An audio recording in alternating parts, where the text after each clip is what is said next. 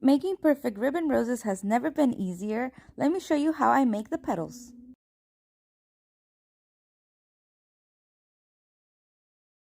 I start off by cutting my ribbon the size of a card, and then I just take a lighter and melt the ends. If I have a large order, I do usually set up a candle, and this will help with the melting process. This is how I fold my ribbon. You can see I don't go all the way down and then I fold it in. I like to just hold it this way because it makes it easier when I grab my glue gun just to put a drop and then join the two pieces together.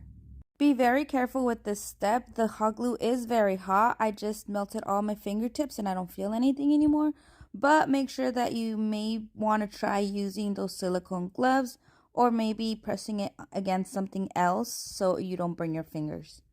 You can also try letting the glue sit for a little bit so it cools down, so when you press down, it's not as hot anymore. Each rose that I make, I like to do about 15 petals, so do this 15 times for a full rose. And so once we have all our petals finished, we can put them together, and this is how we get the perfect ribbon rose. So we start off with our petal. This is going to be our first petal, and so we add glue kind of like in an L shape and then just wrap it around.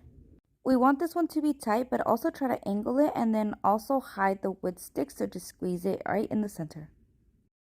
For our next petals, we just have to add a little bit of glue on the bottom, and then we're going to start just crisscrossing them, just how you see here.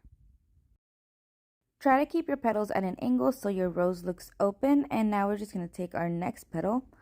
See here how I'm placing it right in the middle and then just wrapping it around. Give it a nice press, make sure that your glue is drying, and then we can continue on to our next petal. And these steps are very repetitive. Again, I'm just going to be placing it in the middle and wrapping my petals around. This way you can see how the petal starts to form, and then just make sure you keep them crisscrossed in like a cross shape. This style of rose gives more of a 4-petal rose instead of 5, but I feel like it looks more elegant and perfect for gift boxes. I hope you guys give this method a try. This is my favorite way to make roses. The important things to remember are to just crisscross them, and you can see here how I'm kind of skipping some space to make sure that your flower is opening. You can also give the middle of your petal a little pinch, and that way it gives more dimension in the petal. Here my rose has 11 petals, and you can keep it this way if you want a small rose.